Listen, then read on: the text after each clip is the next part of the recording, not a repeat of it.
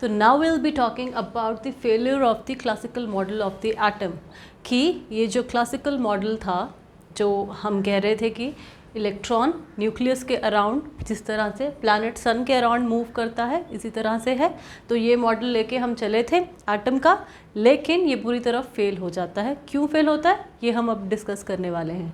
तो आपको याद होगा अभी हमने जो डेरिवेशन करी थी कि ये जो सेंट्रीपिटल फोर्स है, ये सेंट्रीपिटल फोर्स जो इलेक्ट्रॉन को एक ऑर्बिट में रख रही है at a distance r from the nucleus, that is provided by the coulomb force of attraction, क्योंकि अपोजिट चार्जेस हैं। तो ये जब हमने इक्वल किया था तो आपको ये वेलोसिटी का एक्सप्रेशन मिला था, तो दैट इज़ दिस। अब ये मैग्नीट्यूड है वेलोसिटी का, ठीक है। अब अगर मैं बात करूं कि आपको ये देखने में लग तो रहा होगा कि ये कांस्टेंट है, क्योंकि ये क्या है, चार्ज ऑफ इलेक्ट्रॉन, ये भी एक कांस्टेंट नंबर है, 4 पाई एप्सिलॉन नॉट, ये सब कुछ कांस्टेंट है।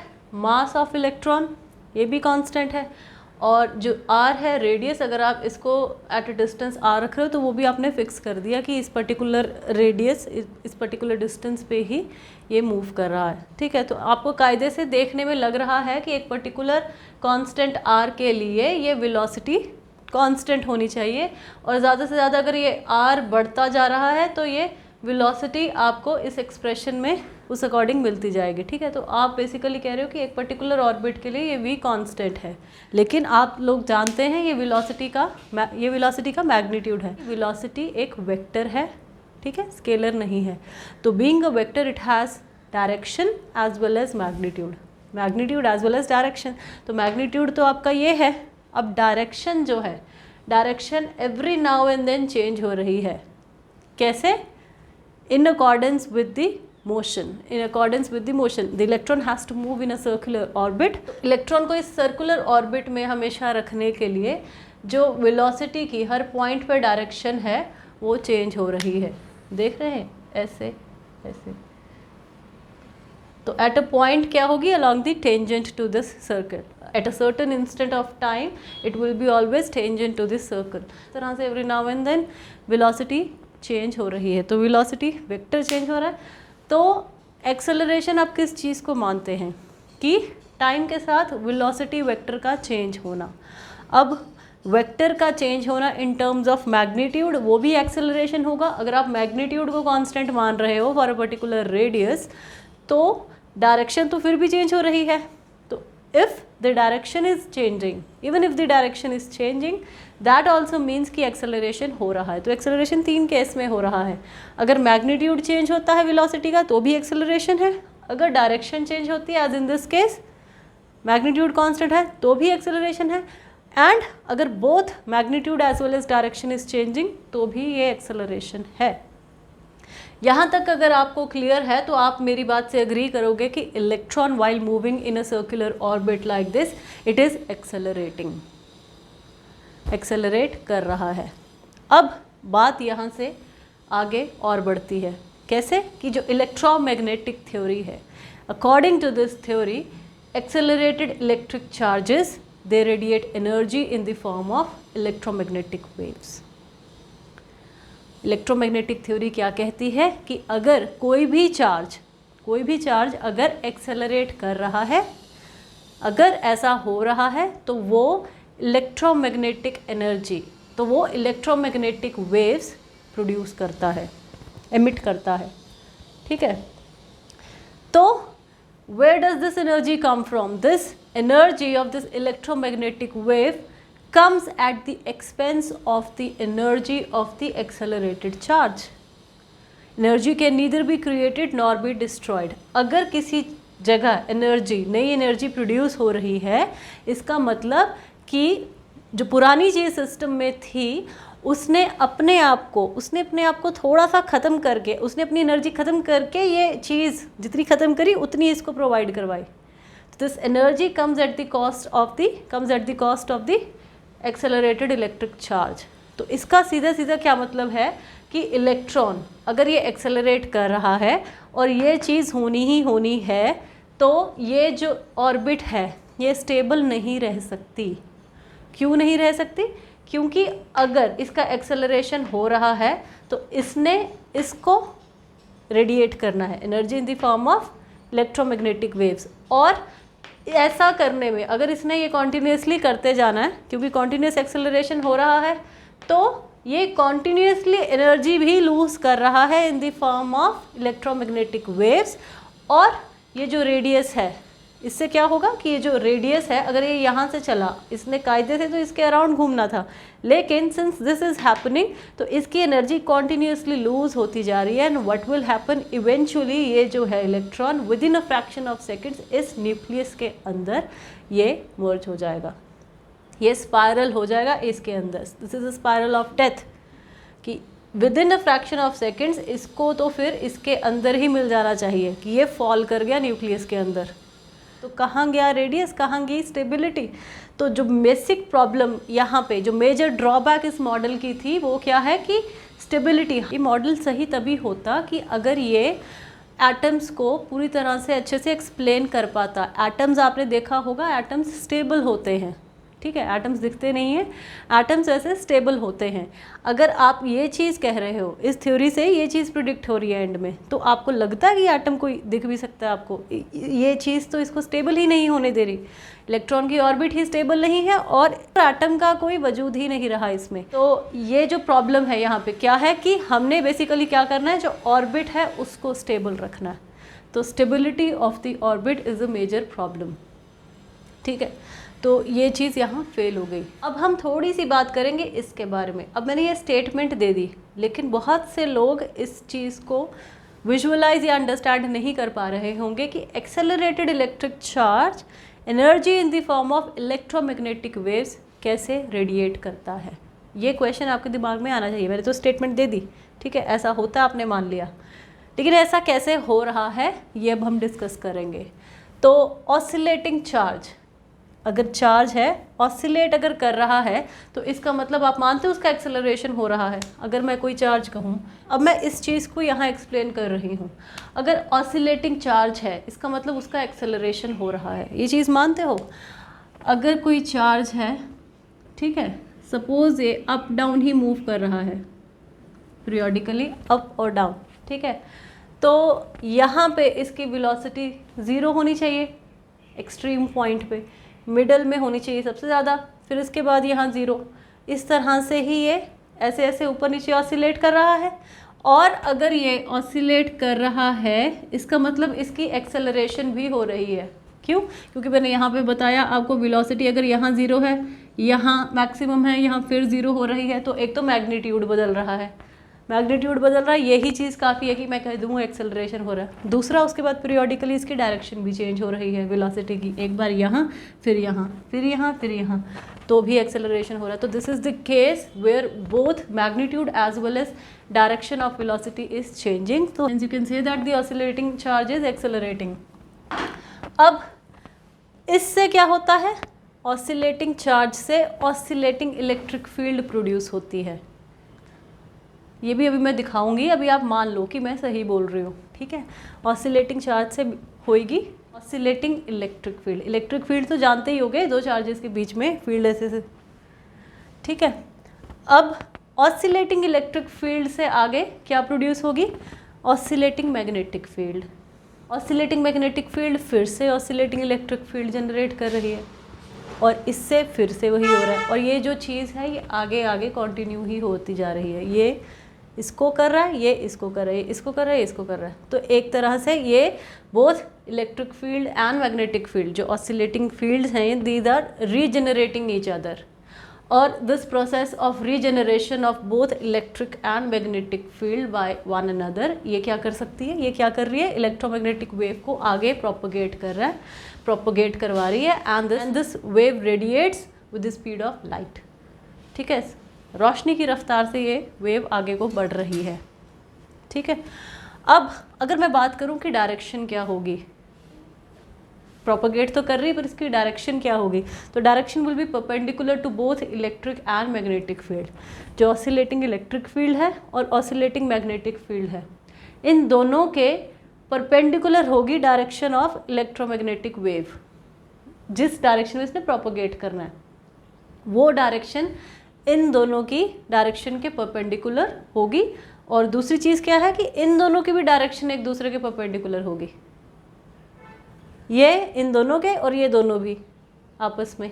तो all three of them, the electromagnetic wave propagation direction and the direction of oscillating electric and magnetic field, all of them, all three are mutually perpendicular to one another.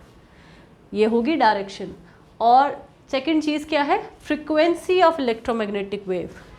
इसकी frequency क्या होगी, frequency is something related to wavelength. Energy क्या होता है, hc/λ या h new, तो new क्या है, c/λ। तो जो फ्रिक्वेंसी है, frequency of this electromagnetic wave, ये किसके इक्वल होगी, is equal to the frequency of the oscillating charge.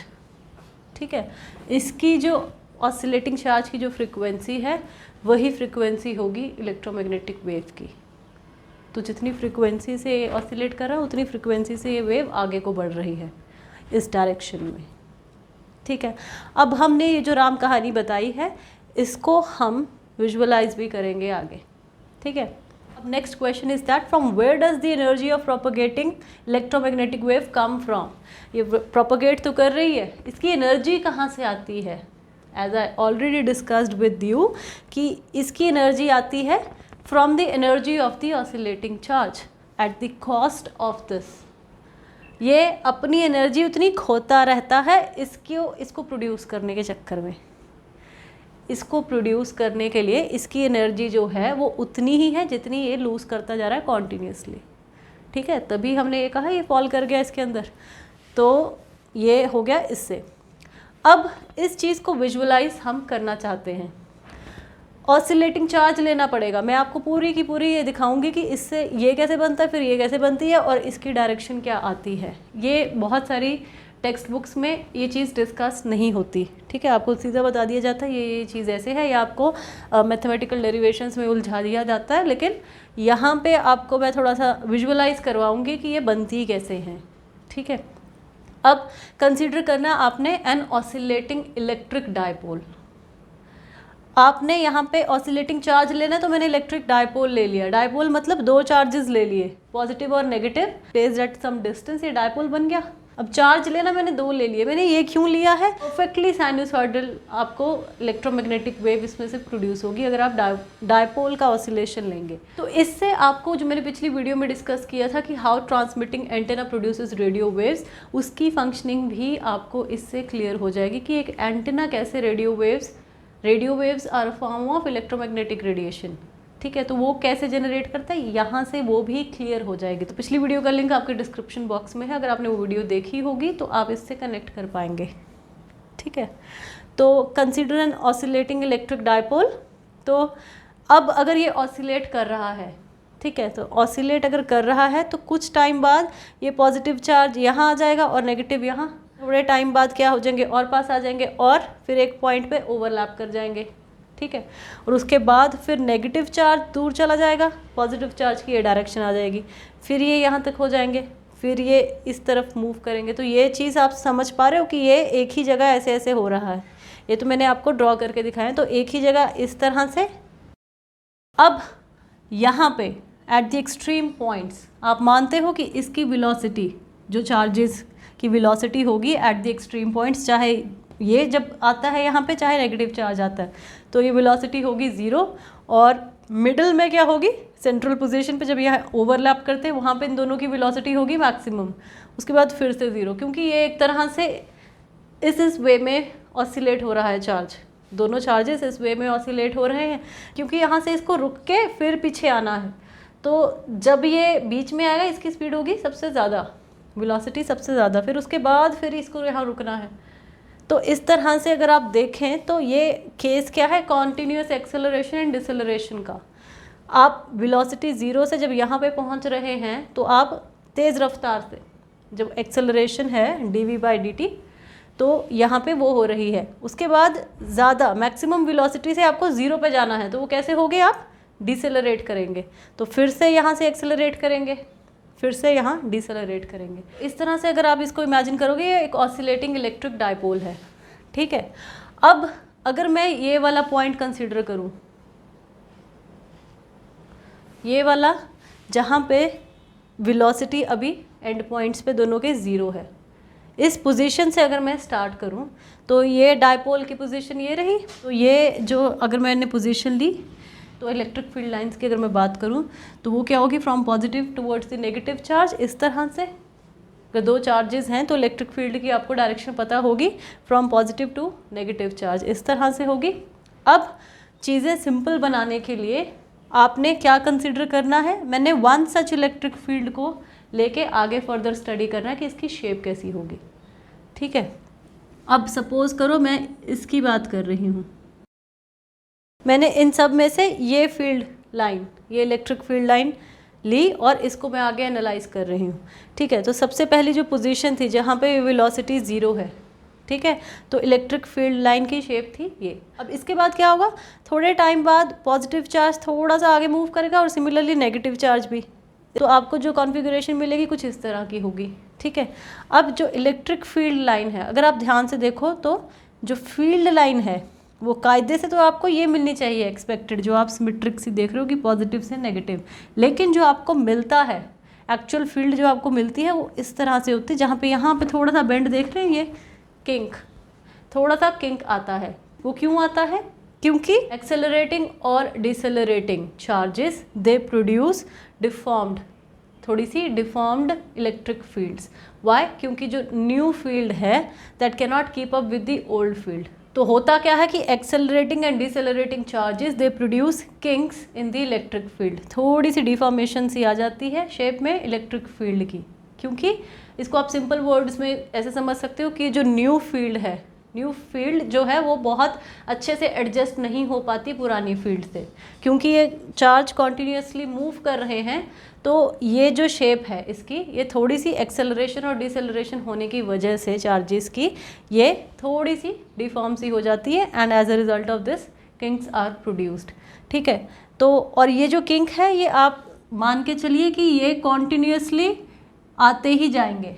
ये जो किंक है मतलब ये जो अगर ये थोड़े से और भी पास आ जाते हैं प्लस माइनस, तो ये जो है किंक ये बना ही रहेगा।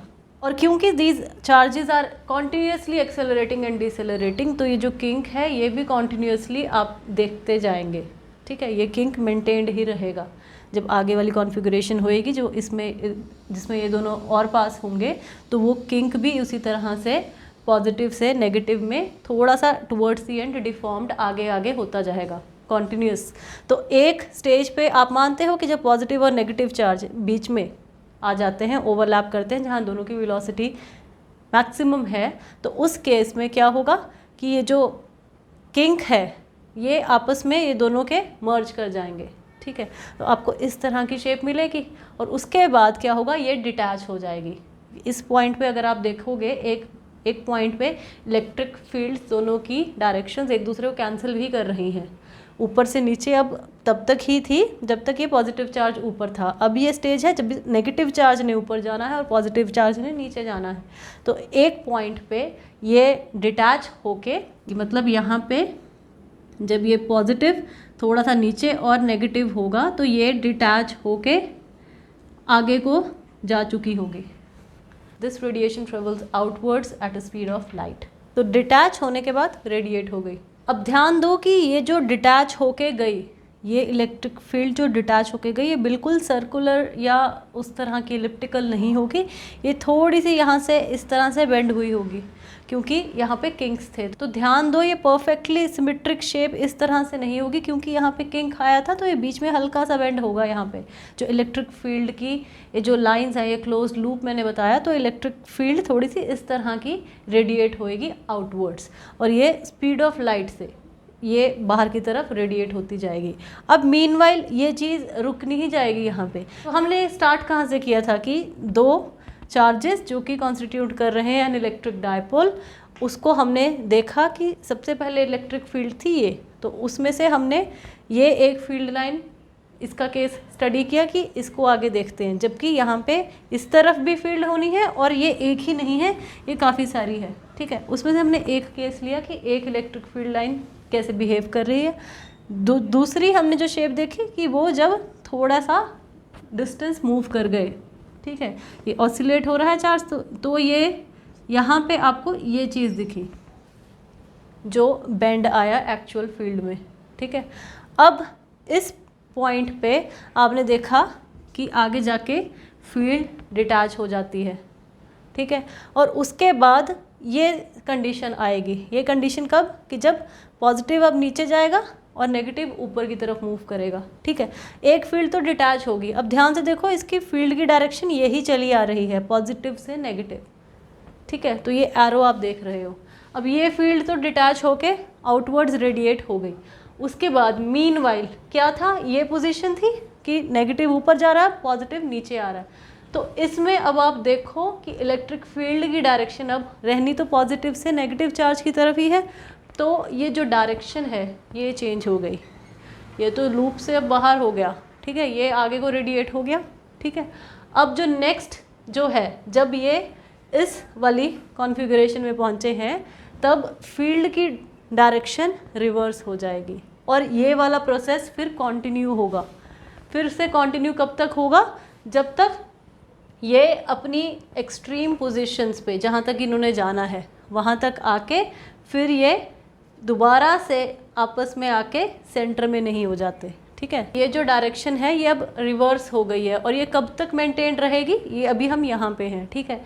इन्होंने अपनी एक्सट्रीम पोजीशंस पे जाना है, उसके बाद फिर इन्होंने वापस अपनी यहाँ सेंटर पॉइंट की तरफ आने की कोशिश करनी है, तो फिर से यहाँ तक डायरेक्शन इसकी यही रहेगी और यहाँ पे आके इस पॉइंट पे आके फिर से ये वाली जो फील्ड है ये डिटैच कर जाएगी। ये प्रोसेस होता जाएगा इस तरह से। ये जो है इसका साइन इलेक्ट्रिक फील्ड का इससे बिल्कुल उल्टा होगा। जब ये भी डिटैच कर जाएगी तो आपको कुछ इस तरह की दिखेगी। तो ये फील्ड आप देख रहे हो कॉरस्पॉन्डिंग टू, अब ये ब्लू फील्ड में ये जो है ये दिखा रही हूँ मैं, डायरेक्शन देखो ये आगे की तरफ जा रही है एनर्जी, ठीक है। अब ये रेडिएट हो रही है एनर्जी, तो ये वाला लूप अब मीनवाइल यहाँ पहुँच गया होगा, ठीक है, और जो ये डिटैच होके आया है वो ये होगा। अब इसकी और इसकी इलेक्ट्रिक फील्ड लाइंस की डायरेक्शंस आप देख रहे हो एकदम अपोजिट है। और मीनवाइल जब ये डिटैच हुआ तो जो ये वाले चार्जेस थे, ये पॉजिटिव और नेगेटिव चार्ज इस पोजीशन पे अब फिर से इलेक्ट्रिक फील्ड जो ये वाली है उससे जस्ट अपोजिट डायरेक्शन में अब इसकी होगी। ये आप देख रहे हैं। तो electric field alternately direction change कर रही है, इसमें इस तरह से, इसमें इस तरह से, एक तरह से ऑसिलेटिंग इलेक्ट्रिक फील्ड है ये, और नेक्स्ट लूप की डायरेक्शन पिछली वाली से अपोजिट है। Now at this point if you plot electric field intensity variation with respect to length, ये डायरेक्शन ही है, तो अगर इलेक्ट्रिक फील्ड इंटेंसिटी को अगर आप प्लॉट करो, उसकी वेरिएशन देखो विद रिस्पेक्ट टू लेंथ, तो किस तरह से आपको मिलेगी। यहाँ पे अगर आप ध्यान देखो तो आपको इलेक्ट्रिक फील्ड सबसे ज़्यादा कहाँ लग रही है, इस पॉइंट पे नहीं लग रही जहाँ पे ये दोनों सेम ही डायरेक्शन में फील्ड हैं, और यहाँ पे भी। अब डायरेक्शंस ऊपर नीचे हैं कि मतलब यहाँ पे नेगेटिव मैक्सिमम होगी, यहाँ पे पॉजिटिव मैक्सिमम होगी। तो एक तरह से और फील्ड जो है आपकी, जो इंटेंसिटी है इलेक्ट्रिक फील्ड की, वो कुछ इस तरह जाएगी। यहाँ पे मैक्सिमम नेगेटिव, मैक्सिमम पॉजिटिव, तो एक तरह से ये परफेक्टली साइनूसॉइडल होगी। और यहाँ से भी अगर दूसरी तरफ से भी आप देखें तो यहाँ पे भी परफेक्टली आपको साइनूसॉइडल वेव मिलेगी। इलेक्ट्रिक फील्ड इंटेंसिटी यहाँ पे आपको मैक्सिमम दिख रही है पॉइंट्स पे जहाँ पे दोनों इलेक्ट्रिक फील्ड लाइंस की सेम डायरेक्शन है, तो ये नेगेटिव मैक्सिमम है। तो यहाँ पे एक आप प्लॉट कर दो, ये और ये यहाँ पे दोनों सिमेट्रिक हैं, तो ये और ये परफेक्टली एक ही पॉइंट पे होंगे, और ये जहाँ यहाँ पे मैक्सिमा, यहाँ पे भी दोनों जो साइंस हैं वो सेम डायरेक्शन में है, ये भी सेम पॉइंट पे होगा। तो यहाँ पे आपको जो इलेक्ट्रिक फील्ड इंटेंसिटी मिलेगी वो इस तरह से मिलेगी। तो ये होगी डायरेक्शन। अब आप देख रहे हो ये परफेक्टली साइनूसॉइडल है, तो ये दोनों बिल्कुल परफेक्टली सिमेट्रिक हैं, ये और ये सेम ही हैं, ये सेम है, ये लूप सेम ही है।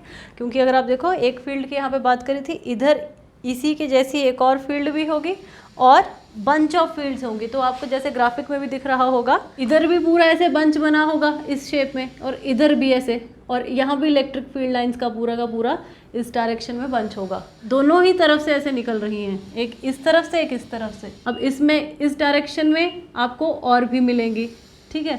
अब ये एक दूसरे को कट नहीं करेंगे, electric field lines they do not cut each other. तो पॉजिटिव मैक्सिमम नेगेटिव, ठीक है। और इसके बीच में आप देख रहे होगे कुछ चेंज हो रहा है, तभी ये पॉजिटिव नेगेटिव हो रहा है। तो इस तरह से ये sinusoidal variation, perfectly sinusoidal variation होगी इंटेंसिटी की, इलेक्ट्रिक फील्ड इंटेंसिटी की विद रिस्पेक्ट टू लेंथ, ये वेरिएशन आ गई, ठीक है।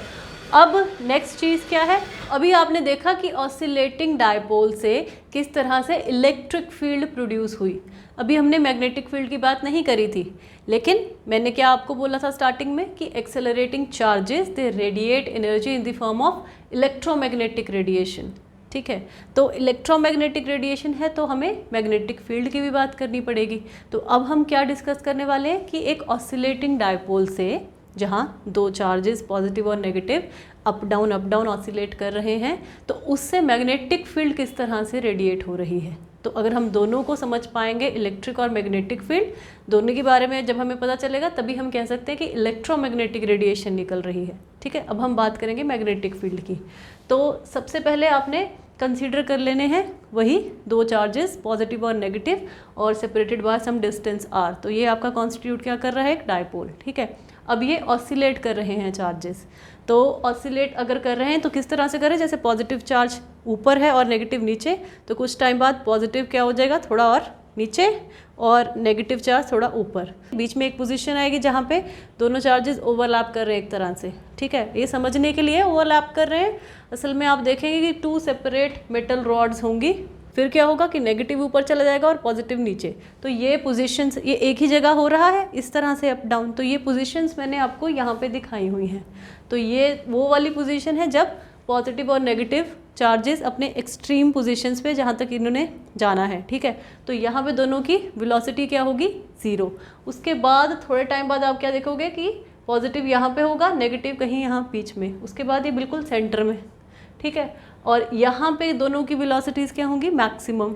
और फिर क्या होगा कि नेगेटिव चार्ज ऊपर जाएगा और पॉजिटिव नीचे, और थोड़े टाइम बाद फिर क्या होगा कि ये अपनी एक्सट्रीम पोजीशंस पे पहुँच जाएंगे। इसके बाद फिर ये यहाँ आएगा पॉजिटिव और नेगेटिव थोड़ा नीचे, और फिर तो ये आप इमेजिन कर सकते हैं ये एक ही जगह ऐसे ऐसे हो रहा है, ठीक है। तो अब मैं एक जगह पे ऐसे ऐसे नहीं दिखा रही, मैंने उन टाइम इंस्टेंट्स को इस तरह से रिप्रेजेंट कर दिया ताकि आप थोड़ी सी चीज़ें एनालाइज कर सकें आगे। तो ये तो हो गया कि चार्जेस किस तरह से ऑसिलेट कर रहे हैं, ठीक है।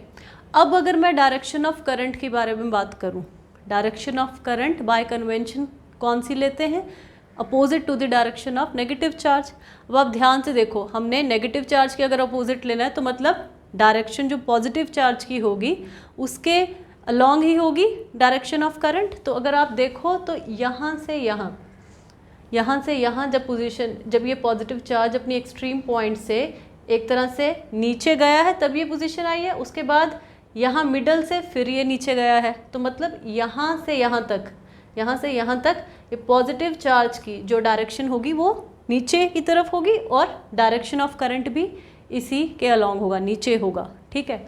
अब इसके बाद, इस पॉइंट के बाद इसने क्या करना है, यहाँ इनकी वेलोसिटी होगी 0, इसने फिर से सेंटर की तरफ जाना है। तो यहाँ के बाद और यहाँ तक, यहाँ से यहाँ तक इसकी डायरेक्शन पॉजिटिव ऊपर होगी, पॉजिटिव चार्ज की डायरेक्शन। इसके बाद फिर से इसके बाद क्या हो जाएगी, नीचे।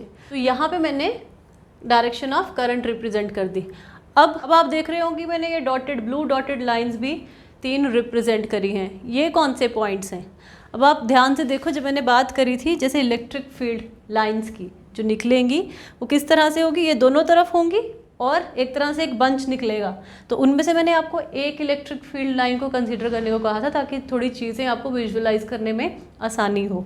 तो ये पोजीशन मैंने कौन सी दिखाई थी, पहले वाली, ये वाली, कि जब ये एक्सट्रीम एंड्स पे हैं जहाँ पे दोनों की वेलोसिटी 0 है, तो उस पे यहाँ पे एक इलेक्ट्रिक फील्ड लाइन दिखाई मैंने, और डायरेक्शन क्या होगी, पॉजिटिव से नेगेटिव। तो इस तरह से आपको दिखेगी। उसके बाद मैंने क्या कहा था कि पॉजिटिव और नेगेटिव चार्ज थोड़ा थोड़ा मूव करेंगे एक दूसरे की तरफ, तो आपको एक डिफॉर्म्ड सी इलेक्ट्रिक फील्ड लाइन दिखेगी। यहाँ पे आपको टुवर्ड्स दी एंड थोड़ा सा किंक मिलेगा दोनों तरफ। तो इस तरह से ये किंक आगे आगे प्रोसीड करता जाएगा और फाइनली जब ये दोनों चार्जेस एक तरह से ओवरलैप करते हुए पोजीशंस पे दिख रहे हैं, ये वाली इलेक्ट्रिक फील्ड लाइन, ये वाली इलेक्ट्रिक फील्ड लूप की फॉर्म में डिटैच होके आगे आउटवर्ड्स रेडिएट कर जाएगी। And in the mean while क्या होगा कि नेगेटिव चार्ज अब ऊपर जाएगा और पॉजिटिव नीचे होगा, तो इलेक्ट्रिक फील्ड की जो अनदर लूप स्टार्ट होनी है उसकी जो डायरेक्शन है वो रिवर्स हो जाएगी, जो पिछली रेडिएट होगी उससे बिल्कुल रिवर्स हो जाएगी, क्योंकि चार्जेस उल्टे हो गए हैं। ऊपर जो ऊपर था वो नीचे आ गया, नीचे था वो ऊपर आ गया, ठीक है। और डायरेक्शन कौन सी लोगे इलेक्ट्रिक फील्ड की, पॉजिटिव से नेगेटिव। तो अगर आप यहाँ पे ध्यान से देखो तो वो कौन सा पॉइंट है जहाँ पे आपको लग रहा है कि इलेक्ट्रिक फील्ड लूप की फॉर्म में डिटैच होके आगे को रेडिएट हो रही है,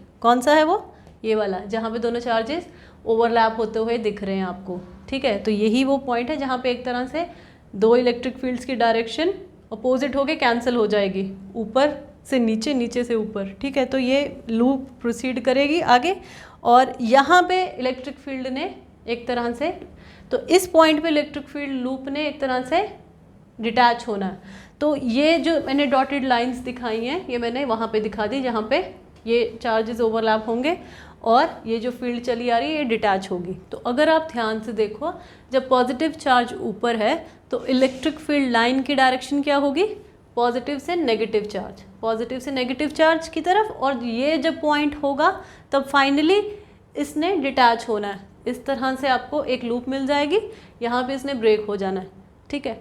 तो अब आपने दिमाग में क्या रिकॉल करना है, अपना मैक्सवेल का राइट हैंड थंब रूल। वो क्या कहता है कि अगर आप करंट कैरिंग कंडक्टर अपने हाथ में लें और अपने थंब की डायरेक्शन किस में लें, along the direction of current, और अपने फिंगर्स को अगर आप जिस डायरेक्शन में कर्ल कर रहे हैं वो डायरेक्शन किसकी होगी, the direction of magnetic field. तो अगर आपको ये रूल याद आता है कि place the current carrying conductor in your right hand and point your thumb in the direction of current and the direction in which your fingers curl around this conductor will be the direction of magnetic field. तो अब हमने यहाँ पे यही करना है। तो इसको आप एक करंट कैरिंग कंडक्टर ही कंसिडर करें, क्योंकि अगर ये डायपोल एंटीना भी है तो दो मेटल रॉड्स लगी रहती हैं, ठीक है। तो कौन सी पोजिशंस है, ये वाली, ठीक है। ये वाली पे इलेक्ट्रिक फील्ड ये है, उसके बाद ये बीच वाली पोजीशन मैंने यहाँ शो नहीं की हुई जहाँ पे ये थोड़ा सा भी ओवरलैप नहीं कर रहे लेकिन बीच में आए हैं। उसके बाद फाइनल पोजीशन है ये, तो ये तीनों मैंने दिखा रखी है यहाँ पे। तो ये इस एरिया में इलेक्ट्रिक फील्ड की डायरेक्शन है। अब अगर आप ध्यान से देखो तो हो क्या रहा है, इस पॉइंट पे इस इलेक्ट्रिक फील्ड लूप ने डिटैच कर जाना है, ठीक है। तो यही मिलेगी आपको डायरेक्शन इलेक्ट्रिक फील्ड की, ठीक है, पॉजिटिव से नेगेटिव की तरफ। और जो इसके साथ एसोसिएटेड जो मैग्नेटिक फील्ड की डायरेक्शन होगी, इसको आप एक करंट कैरिंग कंडक्टर कंसीडर कर रहे हो। अब इसको, अब यहाँ पे अगर आप देखो, अगर आप होल्ड कर रहे हो इसको अपने राइट हैंड में, तो डायरेक्शन ऑफ करंट क्या है, नीचे की तरफ। तो थंब को आपको नीचे को पॉइंट करना है और आपका, तो आपकी जो फिंगर्स हैं वो कैसे कर्ल कर रही हैं, ऐसे। तो ये कौन सी डायरेक्शन है, एक तरह से क्लॉकवाइज है। क्लॉकवाइज कहाँ पे, कि यहाँ से बाहर, यहाँ अंदर, towards the right hand side coming out of the board and towards the left hand side going into the board. तो ये इस तरह से डायरेक्शन है। Another point to be noted here is that, जो अब मैं मैग्नेटिक फील्ड लूप की डायरेक्शन यहाँ पे एसोसिएट कर रही हूँ, एक आपको सर्कल सा मिलेगा, इस तरह से है ये इस तरह से है कि ये अगर मैं इसके अंदर ले जाऊँ बोर्ड के, तो ये coming out of the board और ये गोइंग, तो इस पे एरो आप इस तरफ शो करोगे, इस तरफ, coming out of the board going into the board, ठीक है। तो ये लूप अगर मैं इसके अंदर डाल दूं तो ये मैग्नेटिक फील्ड एसोसिएटेड होगी किससे, इससे, इस डायरेक्शन ऑफ करंट से, जब ये डायरेक्शन ऑफ करंट मेंटेन्ड है। तो अगर आप ध्यान से देखो, जो मैंने मैग्नेटिक फील्ड दिखाई है, ये मैंने जो internal part of this electric field loop है उसके साथ एसोसिएट करी है, बाहर वाली के साथ नहीं। इसका भी एक रीज़न है, वो हम आगे आगे जाके देखेंगे कि क्यों मैंने सिर्फ अंदर वाली के साथ ये दिखाया है, ठीक है। होगा क्या, बंच ऑफ मैग्नेटिक फील्ड्स आपको मिलेंगी इसके साथ, ये एक ही फील्ड नहीं होगी, इसके साथ काफ़ी सारी और फील्ड्स होंगी इन the form of concentric circles, ठीक है। तो होंगी सारी इसी डायरेक्शन में, जब ये करंट की डायरेक्शन ये है, होंगी सारी इसी तरह क्लॉकवाइज। और एक और चीज़ आप ध्यान में रखो, जो मैग्नेटिक फील्ड लाइंस हैं इन the form of concentric circles, ये बस एसोसिएटेड किसके साथ होंगी, ये जो internal part of this electric field loop है ये वाला, बाहर वाली के साथ नहीं, सिर्फ अंदर वाली तरफ या थोड़ा सेंटर तक ये थोड़ा सा जारी होंगी, यहाँ से लेके यहाँ तक इसकी डायरेक्शन क्या होगी, ये। बाहर वाली का मैं क्यों नहीं कह रही, उसके पीछे भी एक रीज़न है, वो हम आगे जाके डिस्कस करेंगे। तो यहाँ पे एक ऐसी field line, magnetic field line मैंने आपको दिखाई है, तो ये इस तरह से दिखेगी और डायरेक्शन आपको समझ आ गई ये क्यों है, ठीक है। अब इस पॉइंट के बाद क्या होगा, नेगेटिव चार्ज ने ऊपर जाना, पॉजिटिव ने नीचे, तो आपको ये पोजीशंस मिलेंगे। और डायरेक्शन ऑफ करंट मैंने बताया कि जब ये पॉजिटिव नीचे जा रहा है तो ये है, जब ये यहाँ से यहाँ ऊपर जाएगा फिर इसकी ये डायरेक्शन होगी ऊपर की तरफ, और यहाँ पे फिर से फील्ड ने डिटैच होना है, ठीक है। जब ये दोनों चार्जेस ओवरलैप हो रहे हैं एक तरह से, वहाँ पे ये इलेक्ट्रिक फील्ड ने डिटैच होना, ठीक है। अब ये जो लूप है पिछले वाली, ये मैंने ये वाली दिखाई है, ये अब रेडिएट हो गई बाहर की तरफ। अब ये जो पिछले वाली लूप थी वो रेडिएट हो गई बाहर की तरफ, और उनकी डायरेक्शंस आपने देख ली इलेक्ट्रिक फील्ड की, पॉजिटिव से नेगेटिव चार्ज की तरफ, इधर क्लॉकवाइज इधर एंटी क्लॉकवाइज, ठीक है। अब ये जो नई लूप बनी है, ये जो नई इलेक्ट्रिक फील्ड लूप बनी है, जो यहाँ से बननी शुरू हुई और फाइनली यहाँ पे डिटैच हो गई, उसकी जो डायरेक्शन होगी इलेक्ट्रिक फील्ड लाइन की, वो कौन सी डायरेक्शन होगी कि अब पॉजिटिव चार्ज चला गया नीचे, तो नीचे से ऊपर की तरफ, ठीक है, पॉजिटिव से नेगेटिव की तरफ जाना है। तो यहाँ पे अगर आप देखें तो ये अब एंटी क्लॉकवाइज हो गया, राइट हैंड साइड पे जो लूप होगी वो एंटी क्लॉकवाइज, और लेफ्ट हैंड साइड पे क्या हो जाएगा, क्लॉकवाइज, ठीक। यहाँ से लेके यहाँ तक इलेक्ट्रिक फील्ड ने इसी डायरेक्शन में रहना है, और यहाँ पे फाइनली लूप ने डिटैच हो जाना है। तो ये आपको पोजीशन दिख गई उसकी।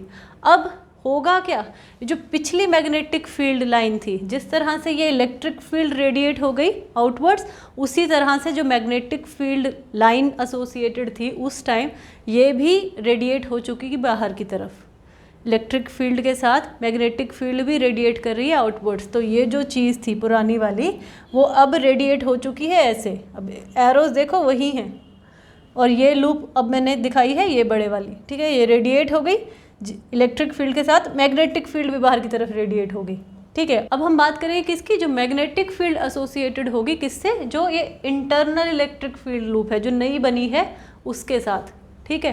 तो यहाँ से आप दो डॉटेड लाइंस में देख रहे हो कि इलेक्ट्रिक फील्ड की जो डायरेक्शन है वो नीचे से ऊपर की तरफ जानी है, ठीक है, नीचे से ऊपर की तरफ, क्योंकि यहाँ पे पॉजिटिव चार्ज नीचे ही है, ठीक है, और फाइनली यहाँ पे डिटैच हो जानी है। तो इलेक्ट्रिक फील्ड की डायरेक्शंस आपको दिख गई। लेकिन अगर आप मैग्नेटिक फील्ड की बात करें, वो कैसे आएगी, वो डिपेंड किस पे करेगा कि डायरेक्शन ऑफ करंट किस तरह से है। उसी तरह से आपको कॉन्सेंट्रिक सर्कल्स मिलेंगे कि क्लॉकवाइज मिलेगा उसमें, या एंटी क्लॉकवाइज डायरेक्शन होगी मैग्नेटिक फील्ड की, ठीक है। अब आप देख रहे हैं कि इस टाइम पे जब इलेक्ट्रिक फील्ड की डायरेक्शन चेंज नहीं हो रही, जिस दौरान इलेक्ट्रिक फील्ड की डायरेक्शन सिर्फ यही रहेगी, करंट की direction half of the time नीचे की तरफ है और हाफ ऑफ द टाइम ऊपर की तरफ है। तो अब आपने बात ध्यान से समझने की कोशिश करनी है। ये वो हिस्सा है, ये जो बाहर का जो हिस्सा है, ये कौन सा हिस्सा है इलेक्ट्रिक फील्ड का, जो डिटैच होने से पहले बन चुका होता है। जो इलेक्ट्रिक फील्ड लूप मैंने ड्रॉ करी हैं दोनों तरफ, इसका ये जो बाहर वाला ये वाला हिस्सा है, ये वाला, ठीक है। तो ये जो बाहर वाला हिस्सा है, ये आप मानते हो कि ये पहले बन चुका होगा, और ये जो अंदर वाला हिस्सा है ये वाला, ये जब डिटैच होना तो उसके बाद आपको ये चीज़ आई होगी, इतना तो आप मानते हो। पहले तो लूप नहीं बनी, सिर्फ डायरेक्शन थी, उसके बाद इस पोजीशन पे जाके डिटैच होना, तो ये अंदर वाली आपको ये प्रॉपर मिली होगी। ये चीज़ तो आप सोच रहे हैं कि इसी तरह होता है। तो ये जो बाहर वाली है, ये बाहर वाली लूप के साथ जो एसोसिएटेड मैग्नेटिक फील्ड लाइन होगी उसके बारे में बात कर रहे हैं, ये जो बाहर वाली है। अब ये वाला जो लूप है, इसका मैंने बाहर वाले पोर्शन के बारे में बात कर रही हूँ, इसके साथ जो एसोसिएटेड मैग्नेटिक फील्ड लूप होगी उसकी डायरेक्शन के बारे में बात कर रहे हैं। तो ये अगर ये वाले हिस्से में ये बननी स्टार्ट हो चुकी होगी, तो इस दौरान करंट की डायरेक्शन नीचे है, नीचे ही है, पहले भी नीचे थी, इस दौरान भी नीचे है। तो अब बाहर वाले लूप के साथ जो एसोसिएटेड मैग्नेटिक फील्ड होगी उसकी डायरेक्शन क्या होगी? फिर से पॉइंट करो अपना thumb downwards in the direction of current, और ये जो फिंगर्स है फिर से क्या है? बाहर से अंदर की तरफ। Right hand side magnetic field बाहर आ रही है, फिर एक सर्कल फॉर्म करेगा, और वो सर्कल किस तरह से है कि लेफ्ट हैंड साइड में अंदर की तरफ जाके फिर से ऐसे। तो आपको ये कुछ फिर से इस तरह का ही मिलेगा यहाँ पे, और इसकी पोजीशन क्या है? ये बाहर से ऐसे अंदर की तरफ। तो फिर से क्लॉकवाइज मिल रही है। और आप ध्यान से देखो, ये जब लूप डिटैच होने का टाइम आया, लूप डिटैच होने का कौन सा टाइम है? कि जब ये यहाँ पे आएगा, ठीक है, जब लूप डिटैच होने का टाइम आया तब ये अंदर वाला पोर्शन बनना स्टार्ट हो गया होगा ज़्यादा, और फिर फाइनली इसने रेडिएट होना है। तो ये जो इलेक्ट्रिक फील्ड लाइन का ये जो अंदर वाला पोर्शन है उसके साथ जो मैग्नेटिक फील्ड आपने एसोसिएट करनी है, जो लूप होगी वो किस तरह से होगी? अब ये जो डायरेक्शन है मैग्नेटिक फील्ड की वो रिवर्स हो जाएगी। क्यों? क्योंकि इस टाइम बाद करंट की डायरेक्शन ऊपर होगी, करंट की डायरेक्शन ऊपर होगी। तो जब आप थंब ऊपर पॉइंट करोगे in the direction of current, तो फिंगर्स अब आपकी इस तरह से कर रही हैं कर्ल, तो right hand side into the board जाएगी मैग्नेटिक फील्ड, और left hand side out of the board. Right hand thumb, left नहीं यूज़ करना, हमेशा राइट हैंड ही करना है, ठीक है। तो यहाँ पे आप देख रहे हैं कि जो इलेक्ट्रिक फील्ड लूप का अंदर वाला पोर्शन था उसके साथ जो एसोसिएटेड मैग्नेटिक फील्ड लाइन है, जो सर्कल ही आएगा, अब दोबारा से फिर से सर्कल आएगा, लेकिन अब ये सर्कल कैसा होगा? इस तरह से एंटी क्लॉकवाइज डायरेक्शन में क्या होगी? Magnetic field. तो वो इंटरनल लूप के साथ कनेक्टेड होगा। तो ध्यान से अब इस चीज़ पे एनालाइज करो कि मैं ये इलेक्ट्रिक फील्ड के दोनों पोर्शंस को अलग अलग ट्रीट क्यों कर रही हूँ, कि मैं दोनों पोर्शंस के साथ अलग अलग मैग्नेटिक फील्ड डायरेक्शंस क्यों बोल रही हूँ। तो आपने इसको कैसे सोचना है कि जब आप इलेक्ट्रिक फील्ड लाइन इमेजिन कर रहे हो किसी इंस्टेंट पे, उसी सेम इंस्टेंट पे मैग्नेटिक फील्ड लाइन क्या रही होगी वो इमेजिन करी, उसके बाद वो वाली इलेक्ट्रिक और मैग्नेटिक फील्ड लाइन एक तरह से रेडिएट कर चुकी है बाहर की तरफ। इसको आपने कैसे समझना कि जिस मोमेंट पे आपको इलेक्ट्रिक फील्ड यहाँ पे इस लूप में ये वाला पोर्शन दिख रहा है, तो उसी टाइम पे जो मैग्नेटिक फील्ड लाइन एसोसिएट हुई होगी वो इस डायरेक्शन ऑफ करंट के विद रिस्पेक्ट टू आई होगी। लेकिन इस लूप के पूरा बनते बनते डिटैच होने वक्त जो टाइम आया उस टाइम में करंट की जो डायरेक्शन है वो रिवर्स हो गई थी। तो उस वेरी मोमेंट पे जो ये वाले दौरान रहे होंगे, उस दौरान में आप इमेजिन कर सकते हो कि जो करंट की डायरेक्शन है वो रिवर्स हो गई, और उसी के साथ साथ जो मैग्नेटिक फील्ड की डायरेक्शन है वो रिवर्स हो गई। इसको आप कैसे इमेजिन कर सकते हो कि यहाँ से लेके यहाँ तक इस टाइम के दौरान इस पूरे इलेक्ट्रिक फील्ड लूप को बनना है। तो जब ये लूप थोड़ा आधा सा बना होगा, ठीक है, तब ये आधा सा होगा तो पूरा डिटैच नहीं हुआ होगा इस दौरान। तो इस दौरान इलेक्ट्रिक फील्ड की तो डायरेक्शन वही रहनी है पूरे टाइम पीरियड में, लेकिन आधे टाइम में मैग्नेटिक फील्ड लाइंस किस तरह से होंगी? इस तरह से। और उसके आधे टाइम जब ये वाला पोर्शन बनना है तब मैग्नेटिक फील्ड लाइंस बिल्कुल अपोजिट डायरेक्शन में हुई होंगी फॉर्म, ठीक है। तो आप समझ सकते हो कि कहीं ना कहीं इस लूप के सेंटर में, इस इलेक्ट्रिक लूप के सेंटर में जो मैग्नेटिक फील्ड लाइंस है, तो बीच में कहीं मैग्नेटिक फील्ड लाइंस एक दूसरे को कैंसिल कर रही होंगी, ज़ीरो हो रही होंगी। इसको आप ऐसे सोच लो कि यहाँ से यहाँ तक इलेक्ट्रिक फील्ड लूप की जो डायरेक्शन है वो सेम ही रहनी है। इस पॉइंट पे उसने बनना शुरू होना है एक नई डायरेक्शन है, और इस पॉइंट पे उसने डिटैच हो जाना है, ठीक है। तो ये वो पॉइंट्स हैं। अब आप देखो आधे टाइम में जो करंट की डायरेक्शन है इस दौरान इस तरफ रही थी, तो इसके साथ एसोसिएटेड जो मैग्नेटिक फील्ड है उसकी डायरेक्शन रही होगी ये, ठीक है, राइट हैंड साइड से बाहर की तरफ और लेफ्ट हैंड साइड में अंदर की तरफ, ठीक है, ये सर्कल। तो ये सारे सर्कल्स कब तक आए होंगे? ये कॉन्सेंट्रिक सर्कल्स बने होंगे इस दौरान। कब तक बने होंगे? यहाँ से लेकर यहाँ तक, ठीक है। तो आप देख लो कि ये लूप का बिल्कुल एक सेंटर तक इस तरह की मैग्नेटिक फील्ड लाइंस जा रही हैं, उसके बाद जब ये वाला पोर्शन बनना था, क्योंकि ये तभी बनेगा जब ये डिटैच होने की बारी आएगी। यहाँ देख रहे हो ये अंदर वाला पूरा तभी बन रहा है जब इसने डिटैच होना है, और डिटैच इसने यहाँ होना है। तो इस दौरान जब ये अंदर वाला फॉर्म हुआ तो करंट ने अपनी डायरेक्शन बदल ली, करंट चला गया ऊपर, डायरेक्शन चली गई ऊपर, तो उसके साथ जो मैग्नेटिक फील्ड लाइंस है वो कैसे होगी, तो वो कैसे होगी, राइट हैंड साइड अंदर की तरफ और लेफ्ट हैंड साइड बाहर की तरफ। और यहाँ पे भी आपको बंच ऑफ लाइंस मिलेंगी सेंटर से लेके यहाँ तक। तो आप कहीं इमेजिन कर सकते हो कि with in the centre of this electric field loop कहीं ना कहीं मैग्नेटिक फील्ड लाइंस एक दूसरे को कैंसिल कर रही हैं, क्योंकि वो अपोजिट डायरेक्शंस में है उस तरफ। ठीक है, ये वाले पॉइंट के बाद फिर से क्या होगा, पॉजिटिव चार्ज ने ऊपर जाना है, नेगेटिव चार्ज ने जाना है नीचे। तो ये वाली फील्ड डिटैच होकर रेडिएट कर चुकी होगी। अब आपने देखा जो रेडिएट करना है इलेक्ट्रिक फील्ड को, मैग्नेटिक फील्ड को भी उसके साथ ही रेडिएट हो जाना है। ठीक है, तो सबसे पहले वाली लूप अब ये बन गई, ये जो दूसरी लूप है ये। अभी जो तीसरी लूप है उसकी डायरेक्शन क्या होगी इलेक्ट्रिक फील्ड की, बिल्कुल इससे अपोजिट, क्योंकि यहाँ पे वो टाइम है कि फिर से पॉजिटिव चार्ज ने यहाँ से यहाँ ऊपर ही रहना है। तो इलेक्ट्रिक फील्ड की डायरेक्शन क्या होगी, ऊपर से नीचे, पॉजिटिव से नेगेटिव चार्ज की तरफ, दोनों तरफ। ठीक है, तो यहाँ पे ये वाली डायरेक्शन आ गई। और मैग्नेटिक फील्ड लाइंस यहाँ पे देखो इनके साथ यही चली आ रही है। अब बात करेंगे इसके साथ एसोसिएटेड। अब हाफ ऑफ द टाइम के लिए मैग्नेटिक फील्ड क्या होगी, किस डायरेक्शन में, इस तरफ। तो आधे टाइम के लिए तो ये जो बाहर वाला लूप है, ये जो नई इलेक्ट्रिक फील्ड बनी है, इसने यहाँ से लेके यहाँ पे इस पॉइंट पे डिटैच हो जाना है।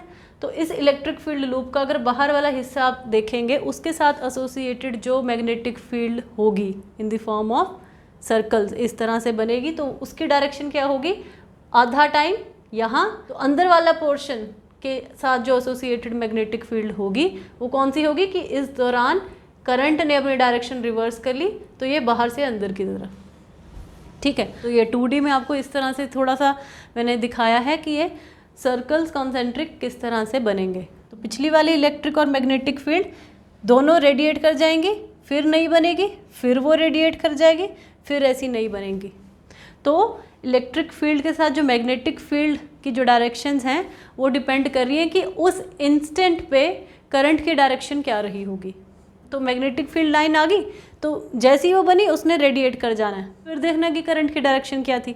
उसके बाद अगर वही रही तो फिर उसी डायरेक्शन में मैग्नेटिक फील्ड लाइन फिर से बन जाएगी और कंसेंट्रिक सर्कल एक और आ जाएगा।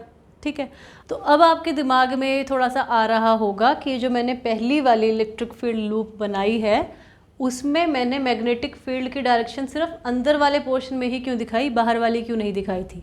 तो अब देखो जो इलेक्ट्रिक फील्ड की डायरेक्शन है वो यहाँ से लेके यहाँ ऊपर से नीचे, पॉजिटिव से नेगेटिव चार्ज की तरफ कितनी ड्यूरेशन के लिए रही होगी। इससे पहले भी थी कि जब पिछली वाली फील्ड डिटैच हुई होगी, जब ये बाहर वाला पोर्शन इलेक्ट्रिक फील्ड का आया था, उस इंस्टेंट पे आपने देखना है जब अंदर वाला प्रॉपर नहीं बना था। ये लूप तो बाद में बनी है, उस पहले तो फील्ड लाइन ही है। तो जब ये वाला टाइम रहा होगा, इलेक्ट्रिक फील्ड की तो डायरेक्शन यही थी, लेकिन इस आधे टाइम में, ये वाला टाइम, इस आधे टाइम में करंट की डायरेक्शन देखो क्या है। करंट की डायरेक्शन क्या है, ये चार्ज यहाँ से लेके यहाँ तक ऊपर की तरफ जा रहा है, तो यहाँ पे ये करंट की डायरेक्शन ऊपर है इस दौरान। उसके बाद इस पॉइंट के बाद नीचे है, इस दौरान करंट की डायरेक्शन है ऊपर। इससे पहले वाले टाइम पे जो मैग्नेटिक फील्ड बनी होगी वो किसके साथ एसोसिएटेड रही होगी, बाहर वाले लूप की तरफ जो पहले बन चुका था इलेक्ट्रिक फील्ड का। ठीक है, तो उस दौरान करंट की डायरेक्शन क्या थी, इससे उल्टी थी। तो आपका जो थंब है वो ऊपर की तरफ पॉइंट करेगा और जो फिंगर्स हैं वो कर्ल करेंगी in the direction of magnetic field, यही बता रही हैं। तो ये कौन सी है, राइट हैंड साइड की तरफ क्या है, अंदर को, और लेफ्ट हैंड साइड की तरफ क्या है, बाहर को। तो ये बिल्कुल उल्टी आ गई इससे, तभी ये मैंने पहले ड्रॉ नहीं करी थी। ये एक ही मैग्नेटिक फील्ड का सर्कल नहीं होगा, ये इस तरह से कॉन्सेंट्रिक सर्कल्स होंगे। ये कब तक कॉन्सेंट्रिक सर्कल्स आते जाएंगे, इस पॉइंट तक। और इस पॉइंट के बाद जब ये वाला पोर्शन बन रहा होगा, जब इसने डिटैच होना है, तो सडनली ये करंट अपोजिट डायरेक्शन में हो गया, तो मैग्नेटिक फील्ड लाइंस की डायरेक्शन रिवर्स हो जाएगी। तो मैग्नेटिक फील्ड आपको ये बाहर वाले पोर्शन के साथ ये मिलेगी और ये कॉन्सेंट्रिक सर्कल्स मिलते जाएंगे। कॉन्सेंट्रिक सर्कल्स मतलब यहाँ से स्टार्ट होके ये कहाँ तक जाएंगे, ये यहाँ तक कहीं आपको इसी फॉर्म में मैग्नेटिक फील्ड के कॉन्सेंट्रिक सर्कल्स मिलते जाएंगे। फिर हाफ ऑफ द टाइम के बाद करंट की डायरेक्शन उल्टी हो जाएगी, तो ये अंदर से बाहर की तरफ आपको कौन से सर्कल्स मिलते जाएंगे, फिर से कॉन्सेंट्रिक सर्कल्स, तो वो डायरेक्शन बिल्कुल अपोजिट होगी पिछले वाले के। और यहाँ पे मैंने उन कॉन्सेंट्रिक सर्कल्स में से मैग्नेटिक फील्ड का सिर्फ एक एक सर्कल ड्रॉ करके दिखाया है आपको, ठीक है, डायरेक्शन। और यहाँ से आप इमेजिन कर सकते हो कि कहीं ना कहीं सेंटर ऑफ द लूप में मैग्नेटिक फील्ड की जो डायरेक्शन है वो एक दूसरे को कैंसिल करके यहाँ कहीं सेंटर में ये ज़ीरो रही होगी, ठीक है। तो आपने देखना है जो इलेक्ट्रिक फील्ड लाइन जो पहली बनी उसके साथ जो मैग्नेटिक फील्ड बनी एट दैट इंस्टेंट, उसने रेडिएट भी कर जाना बाहर की तरफ, उसके बाद नहीं बनेगी, फिर से उसने रेडिएट कर जाना है, इस तरह से ये बनेगा, ठीक है। तो जैसे आपने इलेक्ट्रिक फील्ड के केस में किया था कि maximum intensity of electric field, अगर आप देखो तो आपको कौन से रीजन्स दिख रहे थे, वो कि जहाँ पे इलेक्ट्रिक फील्ड सेम डायरेक्शन में पॉइंट कर रही हैं। तो इलेक्ट्रिक फील्ड अगर आपने देखा तो यहाँ पे ऊपर है, तो इस वाले रीजन में इंटेंसिटी ज़्यादा होगी। अब यहाँ पे जब दोनों नीचे कर रही हैं तो वहाँ पे ज़्यादा है, सिमिलरली यहाँ पे नीचे ज़्यादा और यहाँ ऊपर ज़्यादा। तो आपने ये ड्रॉ किया था electric field intensity versus length का प्लॉट।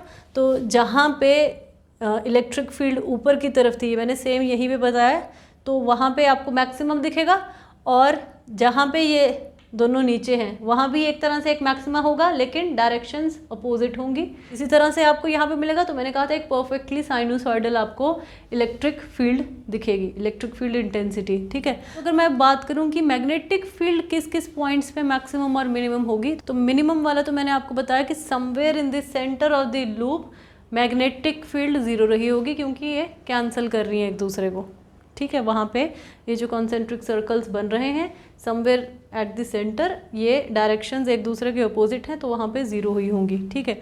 अब आपको मैक्सिमम कहाँ दिख रही है, इस वाले प्लॉट पे आप बात करो तो आपको मैक्सिमा कहाँ से दिख रहा है कि जहाँ पे मैग्नेटिक फील्ड लाइंस की सेम डायरेक्शन रही होगी। जहाँ पे आपको मैग्नेटिक फील्ड लाइंस की सेम डायरेक्शन दिख रही होगी वहाँ पे ही आप कहोगे कि ये कैंसिल नहीं कर रही, सेम ही डायरेक्शन में, वहीं पे इंटेंसिटी ज़्यादा होगी। अब यहाँ पे अगर आप देखो तो दोनों क्रॉस यहाँ पे दिख रहे हो, तो मतलब कि दोनों फील्ड्स अंदर की तरफ, तो यहाँ पे इंटेंसिटी ज़्यादा होगी, और इस वाले पॉइंट पे जब दोनों बाहर को हैं यहाँ इंटेंसिटी, और सिमिलरली जब ये दोनों अंदर हैं लाइंस कॉन्सेंट्रिक सर्कल तो यहाँ पे ज़्यादा है, और फिर यहाँ पे जब दोनों बाहर हैं वहाँ पे आपको। तो यहाँ से एक इम्पॉर्टेंट कंक्लूजन निकल करके आता है कि the points at which magnetic field intensity is maximum, it coincides with the time the electric field intensity was maximum। तो यही वो पॉइंट्स थे जहाँ पे इलेक्ट्रिक फील्ड इंटेंसिटी मैक्सिमम थी, ठीक है, और यही वो पॉइंट्स हैं जहाँ पे मैग्नेटिक फील्ड सबसे ज़्यादा है। तो यहाँ मैंने एक इलेक्ट्रिक फील्ड लूप के अंदर और बाहर वाले पोर्शन के साथ एसोसिएटेड सिर्फ एक मैग्नेटिक फील्ड लूप ही दिखाई है, लेकिन कायदे से ऐसी बंच ऑफ कॉन्सेंट्रिक सर्कल्स निकल रहे होंगे, bunch of magnetic field loops मिलेंगी आपको, ठीक है। तो वो मैंने आपको दिखा दी कि मतलब आप अगर इस वाले पोर्शन में देखें, ये 3 लूप्स मैंने ऐसे दिखा दी, तो ये वाला पोर्शन क्या था, यहाँ से मैग्नेटिक फील्ड बाहर को अंदर वाले पोर्शन में, और यहाँ पे अंदर, तो यहाँ से बाहर निकल रही है इस तरह से, और ये अंदर की तरफ जा रही हैं, तो ये इस तरह से आपको मिलेंगे, ठीक है। और सिमिलरली यहाँ क्या था, क्रॉस, यहाँ डॉट, तो यहाँ क्रॉस, ये सेकंड जो लूप है इसके बाहर वाले पोर्शन में क्रॉस है, और ये जो सेकंड है इसके बाहर वाले पोर्शन में डॉट है, तो फिर से वही डायरेक्शन। तो मतलब तो इसका ये जो अंदर वाला पोर्शन है और इसका ये जो बाहर वाला पोर्शन है, तो मैग्नेटिक फील्ड की जो डायरेक्शन है वो यही रही, यहाँ से लेके यहाँ तक, ठीक है। और अब आप यहाँ देखो, ये जो सेकंड वाला है, यहाँ पे अंदर वाली साइड क्या है, क्रॉस, और इधर वाली साइड है डॉट।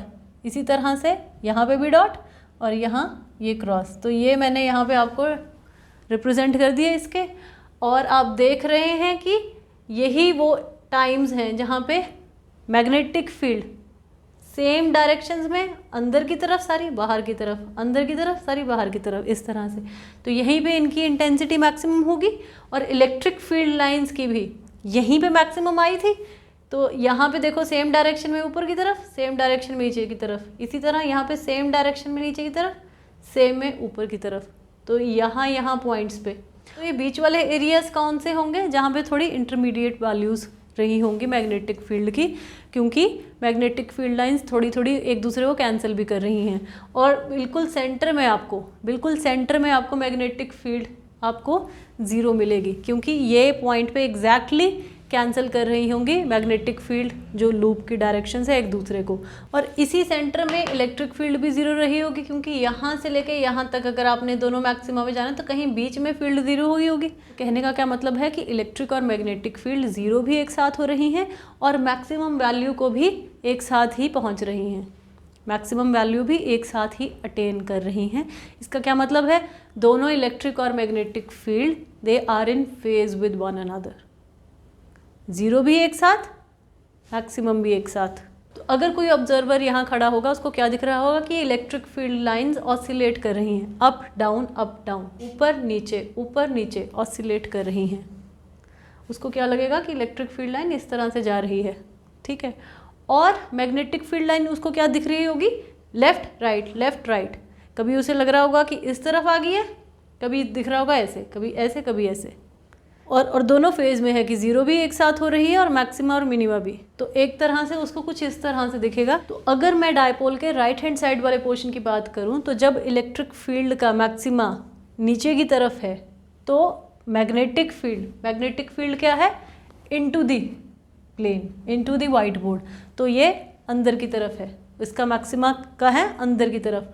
और जब इलेक्ट्रिक फील्ड ऊपर की तरफ है तो उस पॉइंट पे जो मैक्सिमम मैग्नेटिक फील्ड है वो बाहर की तरफ है, मैक्सिमम बाहर की तरफ है, तो ये आपको इस तरह से मिलेगा। और direction of electromagnetic wave propagation अगर आप देखते हो किस तरफ होती है, in the direction of E cross H, जो इलेक्ट्रिक फील्ड की डायरेक्शन और जो मैग्नेटिक फील्ड डायरेक्शन है, इन दोनों का क्रॉस प्रोडक्ट। इलेक्ट्रिक फील्ड और मैग्नेटिक फील्ड एक दूसरे के परपेंडिकुलर, यहाँ पे आपको दिख रहा है, ये बिल्कुल नीचे है, ये अंदर की तरफ, ये बिल्कुल ऊपर है, ये बाहर की तरफ, ठीक है। और ये दोनों एक दूसरे के ऑर्थोगोनल डायरेक्शंस हैं। अब अगर मैं direction of electromagnetic wave propagation की बात करूं, तो वो मैंने क्या कहा था कि इन दोनों के भी परपेंडिकुलर होगी, such that all three of them are mutually perpendicular to one another. और डायरेक्शन क्या होगी, ई क्रॉस एच। तो पहला वेक्टर क्या है, ई की डायरेक्शन, तो ई की डायरेक्शन सपोज जैसे ये नीचे है, अब नीचे है तो क्रॉस एच अंदर की तरफ, ई क्रॉस एच, तो आपको जो डायरेक्शन ऑफ थंब है वो क्या बता रहा है, direction of EM wave propagation, वो किस तरफ हुआ, राइट हैंड साइड। तो इस डायरेक्शन में इलेक्ट्रोमैग्नेटिक वेव रेडिएट कर रही है। इसी तरह से आप इस वाली डायरेक्शन को भी देख सकते हैं, ई क्रॉस एच, इसी तरफ। तो ये वाला पैटर्न यहाँ पे चलता जाएगा। अब अगर आप इसके लेफ्ट हैंड साइड की बात करें तो यहाँ पे आप देख रहे हो, जब ये मैक्सिमम है नीचे की तरफ इलेक्ट्रिक फील्ड, तो उस तरफ जो मैग्नेटिक फील्ड है वो मैक्सिमम क्या है, बाहर की तरफ, उसका मैक्सिमा बाहर की तरफ। तो ये चीज़ आपको इस तरह से दिखेगी। और जिस दौरान ये इलेक्ट्रिक फील्ड मैक्सिमा है ऊपर की तरफ, मैग्नेटिक फील्ड क्या है, अंदर की तरफ मैक्सिमा, तो ये इस तरह से दिखेगी। और यहाँ पे अगर आप ई क्रॉस एच लगाओगे तो जो ब्लू वाले वेक्टर्स हैं ये up down in this plane है, और जो ग्रीन वाला मैंने दिखाया है मैग्नेटिक फील्ड की डायरेक्शन है, ये अंदर बाहर, into and out of this plane है। तो इसमें अगर आप डायरेक्शन चेक करोगे इलेक्ट्रोमैग्नेटिक वेव प्रोपगेशन की, वो भी ई क्रॉस एच ही होगी। तो वो अगर आप देखो, ई ये ब्लू वाला है, ई क्रॉस ये अंदर की तरफ, तो ये बाहर की तरफ आया, तो डायरेक्शन ऑफ इलेक्ट्रोमैग्नेटिक वेव इस तरफ है। तो मतलब एक तरह से अगर आप 2D में देखें तो आपको लग रहा होगा कि दोनों इस तरफ जा रही हैं, एक इलेक्ट्रोमैग्नेटिक वेव यहाँ से रेडिएट हो रही है, एक यहाँ से, और यहाँ बीच में ये आपकी डायपोल है, ऑसिलेटिंग डायपोल। तो what this observer's eyes will see is an oscillating electric field going up and down in this plane and an oscillating magnetic field in phase with this electric field but going into and out of this plane. तो ये आपका क्या हो गया, electromagnetic wave. Fields are zero and maximum at the same points at the same instants, hence they are in phase with one another. अब आपको लग रहा होगा कि बस इस तरह से है, लेकिन ये एक 2D पिक्चर है। अगर मैं एक प्लेन ड्रॉ करूँ such that that plane is passing through the centre of the dipole. यहाँ पे डायपोल मैंने शो नहीं किया, यहाँ पे डायपोल ये इस तरह से हुई होगी, जहाँ पे ये करंट ये ऑसिलेट कर रहा होगा अप एंड डाउन। तो ये डायपोल अगर ये सेंटर में मैं ड्रॉ करूँ और एक प्लेन में पास करूँ, passing through the centre of the dipole and orthogonal to the axis of the dipole, इस वाले को इस तरह से एक प्लेन इमेजिन करूं, तो मैं अगर ऊपर से देख रही हूं तो मुझे किस तरह से दिखेगा। अगर मैं ऊपर से इस चीज़ पूरे डायग्राम को देखूं कि ये कॉन्सेंट्रिक सर्कल्स ऐसे बन रहे हैं, मैं इसको ऊपर से देख रही हूं, तो मुझे क्या दिखेगा, ये जो सर्कल्स रिप्रेजेंट कर रहे होंगे वो क्या होंगे, magnetic field lines. Concentric circles मुझे कुछ दिखेंगे और इलेक्ट्रिक फील्ड लाइंस मुझे दिखेंगी निकलती हुई। तो अब आप मुझे एक बात बताओ कि जब इलेक्ट्रिक फील्ड लाइन मैं कहूँ ऐसे निकल रही है, तो क्या बस ऐसी एक ही निकल रही हैं, और क्या सिर्फ ऐसी प्लेन में निकलने की, एक यहाँ से निकली एक यहाँ से निकली, ये तो आपको 2D में दिख रही है, लेकिन यहाँ पे बंच ऑफ लाइंस होंगी। सिर्फ ऐसी ही नहीं कि आप कहो कि हाँ जी यहाँ पे 2-3 और ड्रॉ कर दो कि ऐसी निकल रही होंगी, ये तो प्लेन में दिख रही हैं आपको। कायदे से क्या दिख रहा है आपको, कायदे से क्या होगा कि यहाँ पे 360 डिग्रीज़ में अगर आप नज़र घुमाओगे तो सारी की यहाँ पे भी और इसके पीछे भी, यहाँ पे भी निकल रही हैं ऊपर से नीचे की तरफ, ऊपर की, लेकिन इस बोर्ड के बाहर भी ऐसे ऐसे ऐसे 3D में इमेजिन करो। तो अगर ये पॉजिटिव और नेगेटिव नीचे हैं तो इलेक्ट्रिक फील्ड लाइंस पूरे ऐसे ऐसे सारी तरफ हैं। इमेजिन हो रहा है 360 डिग्रीज़ में है ये चीज़, ठीक है।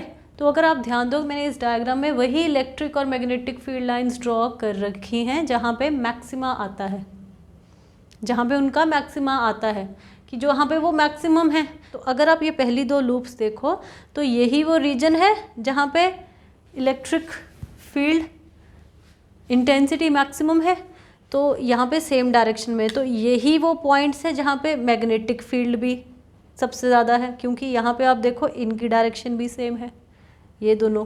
तो इस वाले पॉइंट को, इस वाले अगर चीज़ को अगर आप ये ऊपर से देखोगे, इस पूरे को अगर आप ऊपर से देखोगे तो आपके सेंटर में ये डायपोल दिखेगी, ऑसिलेटिंग डायपोल, और उसके बाद ये जो पहली दो मैग्नेटिक फील्ड लाइंस जो इन the form of concentric circles इस तरह से आपको दिखेगी, उसकी डायरेक्शन क्या दिखेगी, ऐसे, ये डायरेक्शन।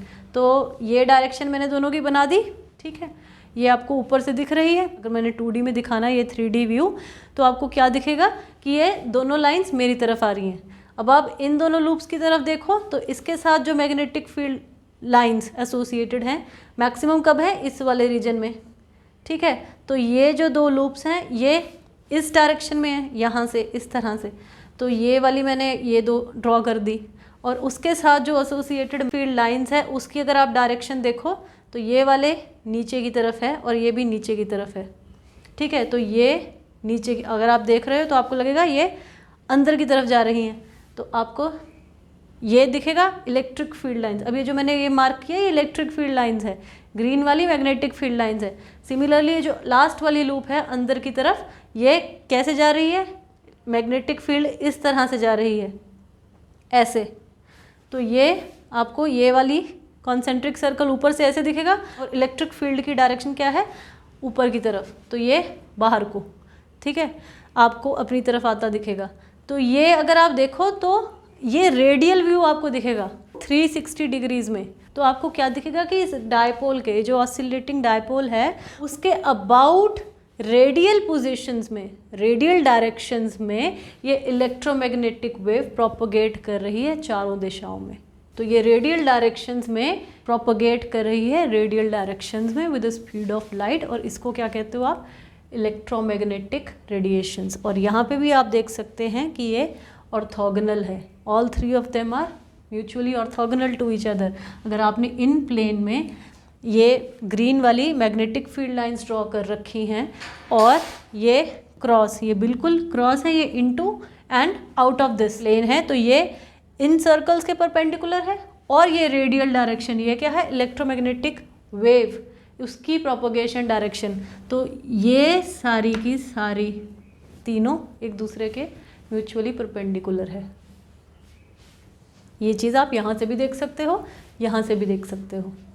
तो ये टॉप व्यू कैसा लग रहा है कि मैग्नेटिक फील्ड का अगर मैं सर्कल रिप्रेजेंट करूँ तो इसकी अगर डायरेक्शन मैग्नेटिक फील्ड की यहाँ से यहाँ है इस तरफ, तो जो इलेक्ट्रिक फील्ड आपको एसोसिएटेड मिलेगी वो कैसे होगी, ऊपर से नीचे की तरफ, ऊपर से नीचे की तरफ। लेकिन कायदे से क्या है कि ये ऐसा रेडियल डायरेक्शन में ऊपर से नीचे, ये सारा का सारा इस तरह से है इलेक्ट्रिक फील्ड, जैसे ये रेडियल डायरेक्शन में आगे प्रोसीड कर रही हो विद मैग्नेटिक फील्ड।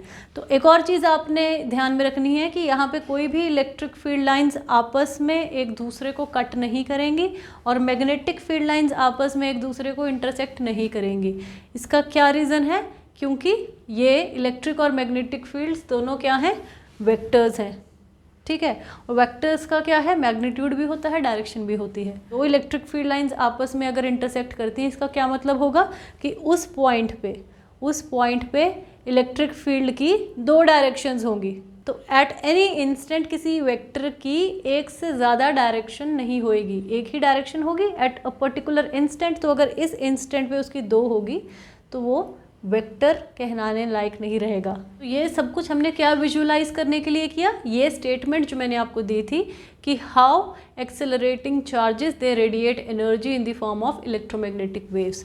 तो ये जो इलेक्ट्रोमैग्नेटिक वेव्स है उसके साथ जो एसोसिएटेड एनर्जी है, ये नई एनर्जी प्रोड्यूस हुई है, किसकी कॉस्ट पे प्रोड्यूस हुई होगी, जो एनर्जी इस ऑसिलेटिंग चार्ज ने, इस ऑसिलेटिंग डायपोल ने लूज़ करी होगी। जो इसने जितनी इसने लूज़ करी उतनी ही यहाँ क्रिएट हुई। और तभी मैंने कहा कि अगर एक इलेक्ट्रॉन भी अगर एक्सेलरेट कर रहा है, तो वो भी कॉन्टिन्यूसली एनर्जी लूज़ करता जा रहा है इन the form of electromagnetic waves. और अगर उसकी एनर्जी लूज़ हो रही है तो वो अगर यहाँ से चला, अगर उसने एक स्टेबल ऑर्बिट में रहना है तो कायदे से उसकी एनर्जी मेंटेन्ड होनी चाहिए, एनर्जी लूज़ नहीं होनी चाहिए, कोई ईएम वेव नहीं रेडिएट होनी चाहिए। तभी हम कह सकते हैं कि जो रेडियस है वो कांस्टेंट रहेगा। लेकिन होगा क्या कि कुछ ही टाइम बाद ये इलेक्ट्रॉन इस न्यूक्लियस में फॉल कर जाएगा with in a fraction of seconds. क्यों? क्योंकि ये यहाँ से जैसे ही चलेगा, सिंस एक्सेलरेशन हो रहा है, क्योंकि direction of velocity vector is changing every now and then, and hence the electron will continuously lose energy in the form of electromagnetic waves and it will eventually fall in this nucleus. Hence stability of the electron orbits cannot be taken into account in this case. तो stability of electron orbit questionable हो गया। तो planetary motion आप किस तरह से दे रहे हो, तो एक सर्कुलर मोशन में इलेक्ट्रॉन न्यूक्लियस के अराउंड मूव कर रहा है, ये थ्योरी फेल हो जाती है। और ये थ्योरी क्यों फेल हो जाती है, क्योंकि इलेक्ट्रॉन्स को आपने कहा ये सिर्फ पार्टिकल है और इसके साथ एसोसिएटेड कोई वेव नहीं है। तो ये थ्योरी दी थी आपके क्लासिकल मॉडल ने, तो इसी वजह से ये यहाँ फेल हो जाता है। और अगर आपको ये चीज़ अच्छे समझ आ गई है तो ये आपको एक working of a transmitting antenna भी अंडरस्टैंड करने में आपको हेल्प करेगा। क्यों? क्योंकि वो भी रेडिएट करता है एनर्जी, कैसे, इन the form of radio waves. और रेडियो वेव्स आपको पता है इलेक्ट्रोमैग्नेटिक रेडिएशन ही है। कौन सी? जिसकी वेवलेंथ सबसे ज़्यादा है और फ्रीक्वेंसी सबसे कम। तो अगर आपने पिछली वीडियो मेरी देखी होगी जिसका लिंक डिस्क्रिप्शन बॉक्स में है, उसमें हमने रेडियो वेव्स के बारे में बात करी थी। तो ये वाली वर्किंग आपको उसको भी समझने में हेल्प करेगा कि कैसे एक एंटेना से रेडियो वेव्स निकलती हैं।